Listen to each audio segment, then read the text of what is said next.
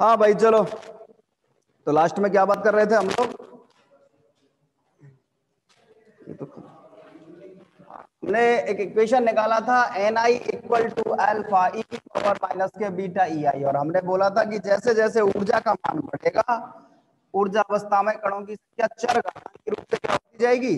कम होती जाएगी। यही तो है Ni equal to alpha e की power minus k beta Ei।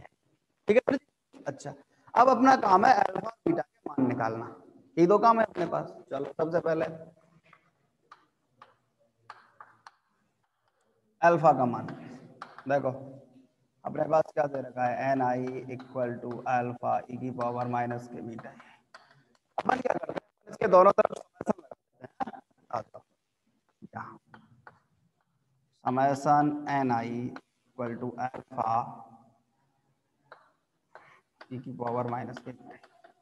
देखो अल्फा तो एक डिजिट है, इसमें समेशन का कोई इफेक्ट नहीं है। इसका मतलब अगर इसको इस तरीके से लिखा जाए की power minus k beta Ei, summation Ni क्या होता है? कल बताया था आप लोगों को, कैपिटल आपने संवितरण फलन पढ़ा था ना, पार्टीशन फंक्शन। सारे वोल्टेज मान गुणक, इसको कहते हैं वोल्टेज मान गुणक।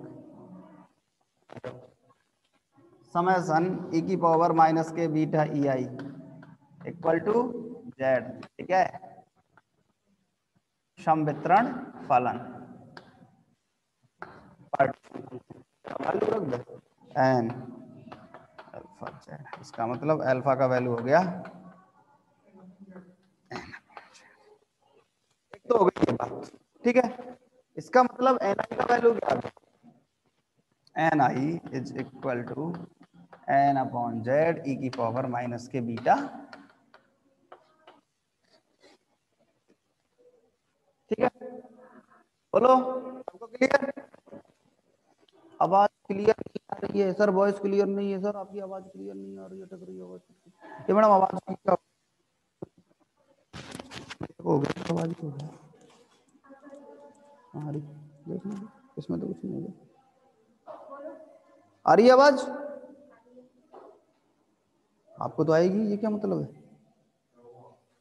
आवाज क्लियर नहीं आ रही, बच्चे शिकायत कर रहे हैं सारे के सारे, आवाज कट रही है, क्लियर नहीं आ रही है। ये रिकॉर्डिंग रोको ना। चलो अच्छा सुनो, अपन क्या करते हैं, अपन कुछ कंडीशन मान लेते हैं। अतः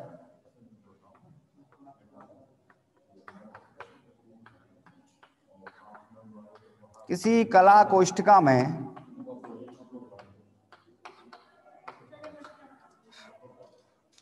परमाणुओं के पाए जाने की प्रायिकता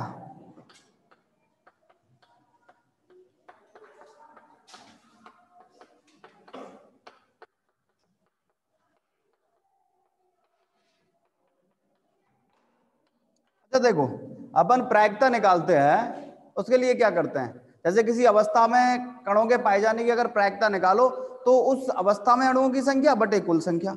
जैसे अपन एक बार बार एक एग्जांपल देते हैं, कोई बॉक्स है, 10 बॉल्स हैं उसमें, ठीक है, 2 बॉल ब्लैक हैं।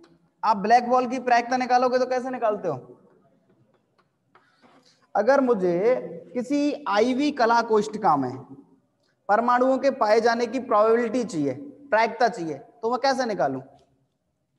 P इज इक्वल टू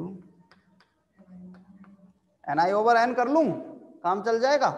बोलो चलो, Ni का वैल्यू कितना है? N अपॉन जेड ई की power minus k beta Ei, और ये क्या है? N। N से तो N कैंसिल हो गया, वैल्यू क्या आ गई? ई की power minus k beta Ei upon Z का वैल्यू क्या होता है? समेशन ई की power minus k beta Ei। तो ये क्या है? किसी आईवी कला कोष्ठिका में परमाणुओं के पाए जाने की प्रायिकता है, ठीक है। अब अगर ऐसे अपन कोई दो पार्टों के बारे में बात कर लें, जैसे अपने पास दो ऊर्जा अवस्थाएं हैं, एक E1 स्टेट है और एक E2 स्टेट है। आगे न्यूमेरिकल्स में काम आएगी ये टर्म हमारे, तो जरा मैं एक बात ऐसे कर लेता हूं, यदि दो ऊर्जा अवस्थाएं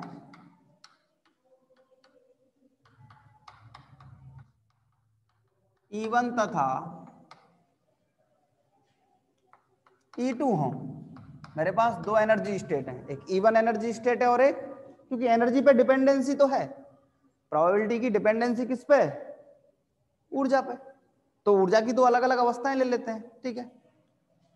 Pe1 is equal to e की power minus k beta E1 upon summation e की power minus k beta E1, ठीक है। Pe2 is equal to e की power minus k beta E2 upon summation e की power minus k beta E2, ठीक। अच्छा देखो, अब actually ये जो पूरी कंडीशन है, जैसे समेशन e की power minus k beta E1 है, समेशन e की पावर माइनस के बीटा, ये तो सब जेड की फॉर्म है। ये सारी की सारी फॉर्म तो क्या है? जेड है, इनमें तो कोई चेंज हो नहीं सकता। इसलिए Pe1 upon Pe2 is equal to, ये दोनों तो अगर इसको रेशियो लेंगे तो ये तो कैंसिल हो जाएंगे। मींस मेरा कहने का मतलब ये है कि समेशन e की power minus k beta E1 ये इक्वल होगा किसके? समेशन e की power minus k beta. Summation की तो सारी टर्में बराबर है, समय, क्योंकि ये सबका सब इक्वल है, समेशन में कोई चेंज नहीं है, सबका टोटली तो आना है, यही मतलब है। और ये सब किसके इक्वल है? जेड के इक्वल। ये टर्म तो कैंसिल, सिंगल बराबर नहीं है, e की power minus k beta E1 ये इक्वल नहीं है e की power minus k beta E2 के, लेकिन समेशन में दोनों क्या है? इक्वल है, क्योंकि वो तो जेड है, सबके लिए होता है संवितरण फलन, तो पूरे फलन के लिए होता है।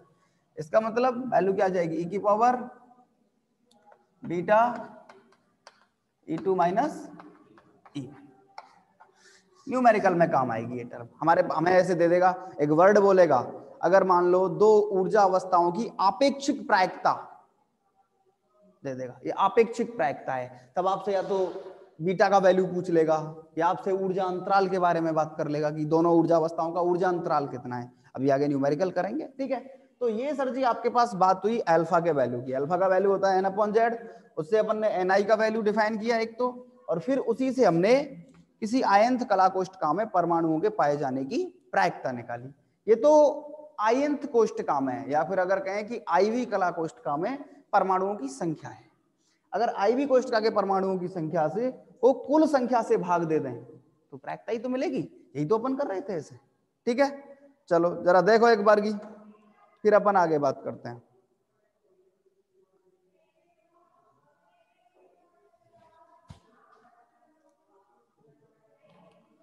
बोलो,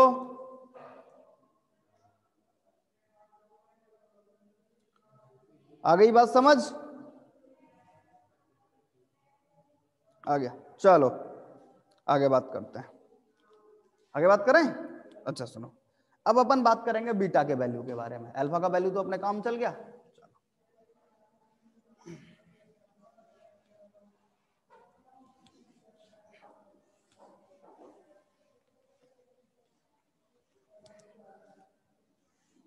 देखो सर जी, अल्फा का वैल्यू हो गया n/, जरा दूसरी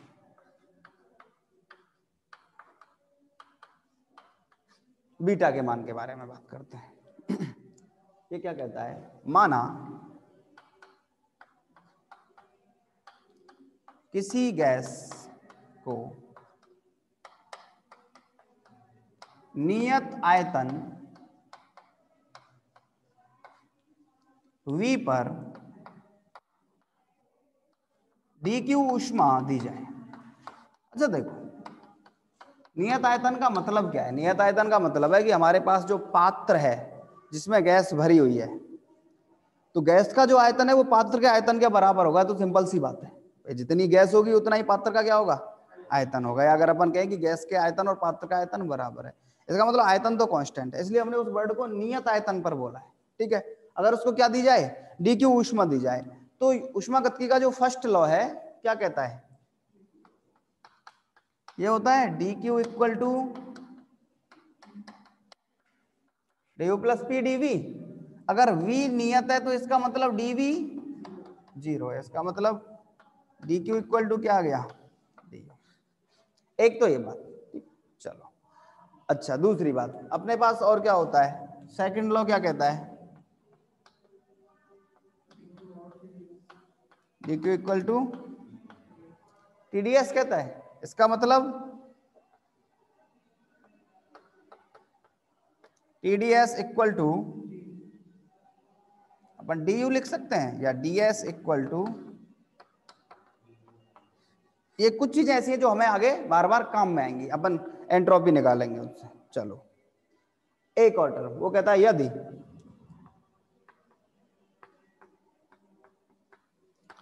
उष्मागतिक प्रायिकता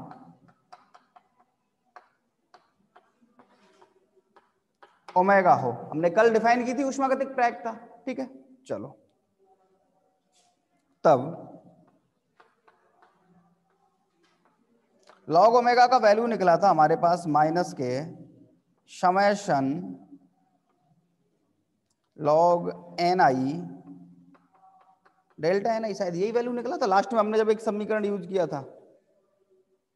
हाँ यही तो समीकरण था हमारे पास, हमने जब तीन कंडीशन ली थी, हमने कहा था कि तीन आधार होते हैं, अपन तीन आधार पर उष्मागतिक, तभी तो हमने उसका क्या कहते हैं लैग्रांज का अनिर्धार्य गुणांक विधि लगाई थी। तो हमारे पास एक टर्म आई थी log omega equal to minus k summation log N I delta N I. चलो अपन क्या करते हैं, अपने पास एन आई का वैल्यू था, क्या आया था एन आई का value, N I equal to alpha e की पावर माइनस के बीटा। जरा अपन वही काम करते हैं, ये वैल्यू इसमें पुट कर लेते हैं एक बार की, ठीक है। चलो या log omega is equal to minus k summation log N I का वैल्यू कितना है, एल्फा ई की power minus k beta A I delta alpha e की पावर माइनस के बीटा, ठीक है। जरा देखो एक बार की, फिर अपन हटाते हैं, फिर यहां से अपन इस टर्म को आगे यूज करेंगे।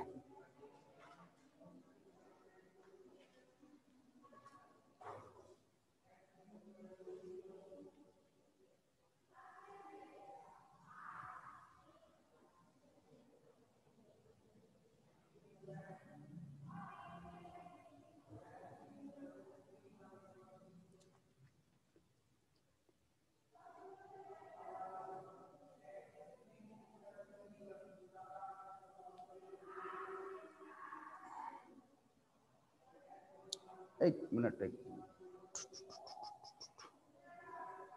ये डेल्टा लॉग ओमेगा का वैल्यू आया था, ये डेल्टा लॉग ओमेगा का वैल्यू था, एक मिनट, ये वैल्यू डेल्टा लॉग ओमेगा का है, लॉग ओमेगा का नहीं है,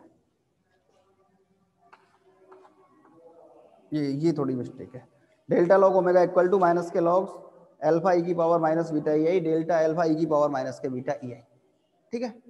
ये डेल्टा लॉग ओमेगा का वैल्यू था, जब अपन ने डिफरेंशिएशन किया था तब आया था ये वैल्यू, उससे पहले तो पूरी डिजिट थी उसके पास। हाँ चलो हाँ बिल्कुल बिल्कुल, ये डेल्टा लॉग ओमेगा था कुणाल, वेरी गुड, सही कह रहा है बच्चा। अच्छा अब सुनो सर जी थोड़ा सा आगे की बात, देखो जरा आओ, delta log omega is equal to minus summation, log को अंदर ले जाओ, क्या आएगा, log alpha minus k beta E I, इसको इस तरीके से लिखते हैं, ठीक है। और ये टर्म डेल्टा एल्फा लॉग ई की power minus k beta E I, ठीक है। चलो अब अपन क्या करते हैं, अपन एक और टर्मिनोलॉजी लेते हैं, यदि दोनों ओर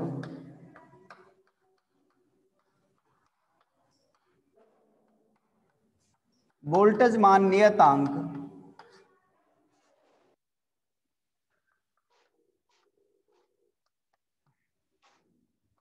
K से गुणा किया जाए, अपन क्या करते हैं, अपन इस पूरे समीकरण में दोनों तरफ किससे गुणा कर देते हैं, के से, जो वोल्टेज मान नियतांक है के, उससे क्या कर देते हैं, इनटू कर देते हैं। चलो क्या लिखा जा सकता है, के डेल्टा लॉग ओमेगा, क्या हुआ, कोई प्रॉब्लम है, बोलो, धीरे धीरे पढ़ो,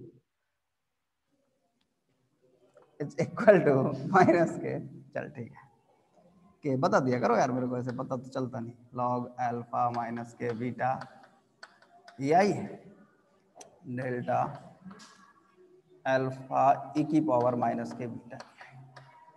अच्छा देखो सर जी, ये जो के होता है, ये वोल्टेज मान जो कांस्टेंट होता है, ये नियतांक ही तो है।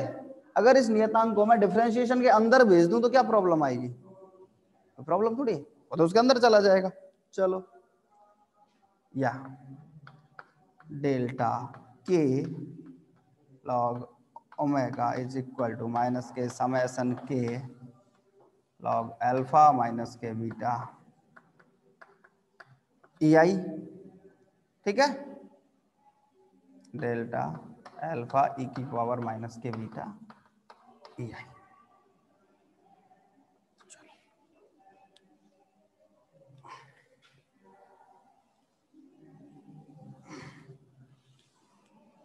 अपन ने एक वैल्यू निकाली है, डी एस इक्वल टू होता है डी यू अपॉन टी, ठीक है।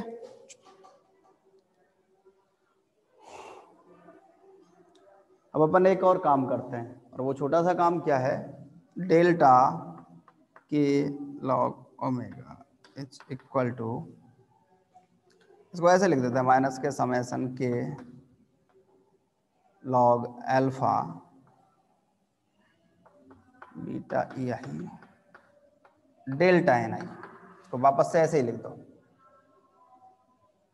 अब दो पार्ट हो गए, मैं एक तो के लॉग अल्फा डेल्टा एन आई ले लेता हूं, और एक के minus k beta E I delta N आई ले लेता हूं। दो काम कर लेते हैं अपन आपस में, आओ जरा, is equal to minus summation k log alpha, और ये सब टर्म तो कांस्टेंट होती हैं, अल्फा भी कांस्टेंट टर्म है, समेशन डेल एन आई, चल जाएगा काम। चलो माइनस बीटा को बाहर रख लेते हैं, summation E I del N I, काम चल जाएगा। चलो delta N I summation delta N I zero होता है, चूंकि summation delta N I equal to zero है, और ये value E I delta N I क्या होता है, ये अपन ई के बराबर लिख सकते हैं इसको, एवं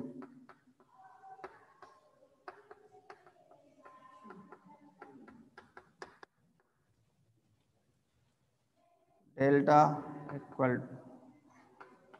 के log omega is equal to minus minus plus beta ई।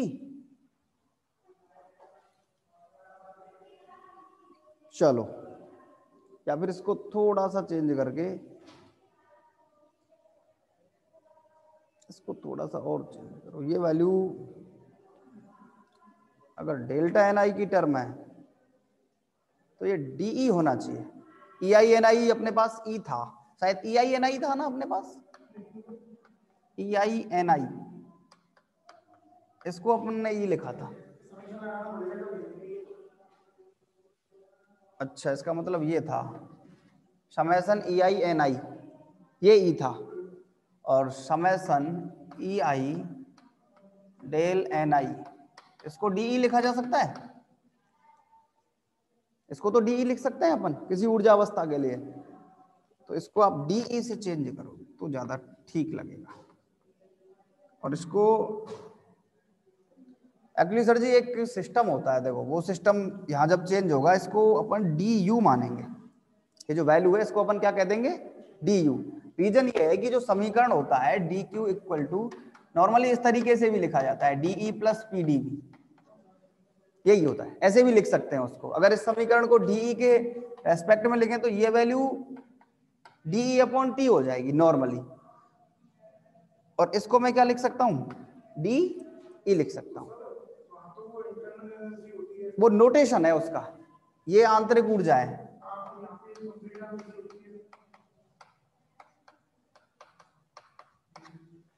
ये आंतरिक ऊर्जा का यही तो है जो इश्मल, यही तो निकाय की ऊर्जा होती है, इंटरनल एनर्जी। भाई यही तो किसी ऊर्जा अवस्था में बात करते हैं हम, यही तो क्या होती है। ये जो ई है टोटल ई है, ये तो पूरे निकाय की ऊर्जा है, ठीक है। ये क्या है उसकी इंटरनल एनर्जी। तो निकाय की जो ऊर्जा है वो आंतरिक ऊर्जा के रूप में ही तो रहती है। अरे भाई अरे यार, वी तो जीरो है, डीवी तो जीरो है। डीवी जीरो होने का मतलब उसको दी गई पूरी की पूरी ऊष्मा आंतरिक ऊर्जा के रूप में ही पहुंच जाती है। हम जो ऊष्मा दे रहे हैं वो ऊष्मा किस में काम करती है, इंटरनल एनर्जी के रूप में काम करती है। और निकाय की जो आंतरिक ऊर्जा है वही तो निकाय की ऊर्जा है। भाई बाहर से जो एनर्जी थी वो आंतरिक ऊर्जा के रूप में आ गई। जैसे मान लो घर है, बाहर से कमा के पैसे लाए, सारे पैसे तिजोरी में रख दिए, तो इसका मतलब घर में जो पूरा पैसा रखा है वो कहाँ रखा है, तिजोरी में ही तो रखा है। तो वही बात कर रहे हैं, मतलब घर का पैसा, अगर कोई कहेगी भाई तुम्हारे घर का पैसा कहाँ है, तिजोरी में। बाहर से जो आया था वो भी कहाँ है, तिजोरी में। तो सारा की सारा तिजोरी में ही तो है। ये है उसका मतलब। इसका मतलब summation E I del N आई को अपन डी लिख सकते हैं, मेरा कहने का मतलब ये है। इसलिए इस वैल्यू को अपन क्या लिख सकते हैं, बीटा डी ई। चलो डेल्टा के लॉग ओमेगा, ये जो टर्म होती है ना के लॉग ओमेगा, ये एंट्रोपी होती है। इसको भी सिद्ध करेंगे अपन, अभी अपन यूज कर रहे हैं। चूंकि k log omega is equal to S होता है, और इसको कह रहे हैं अपन निकाय की, सिद्ध करेंगे इसको भी। अगले स्टेप में यही काम है, हमको यही सिद्ध करके लाएंगे। अभी यूज कर रहे हैं, आगे सिद्ध कर देंगे। ये क्या हो गई, निकाय की एंट्रोपी हो गई, ठीक है। इसका मतलब del S is equal to beta D E. Del S क्या है, डीई अपॉन टी।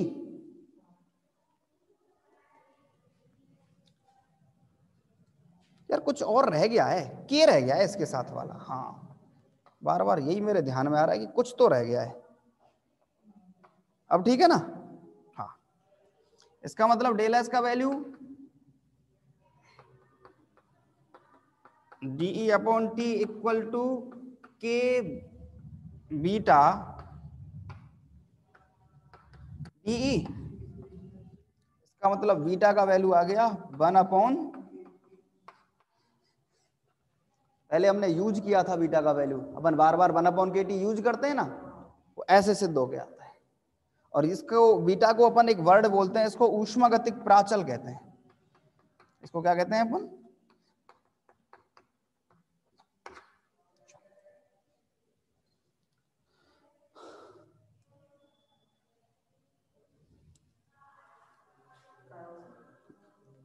बच्चा यूं कह रहा है सर जी बैंक में रख ले करो। हाँ लिख लो। हाँ भाई बताओ, बात समझ आई या नहीं आई।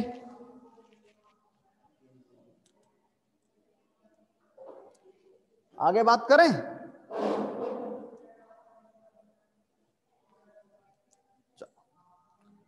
अच्छा ऐसा करो, एक बार की रिजॉइन करो, फिर अगला टॉपिक पढ़ाते हैं, वो बिल्कुल नया टॉपिक है। और अपन को प्रूव क्या करना है, यही प्रूव करना है उसमें, ऊष्मागतिक प्रायिकता और एंट्रोपी में संबंध, यही है अपने पास, यही प्रूव करके लाएंगे। अभी तो यूज किया है सिर्फ, अभी प्रूव कर देते हैं तुम्हारे सामने। चलो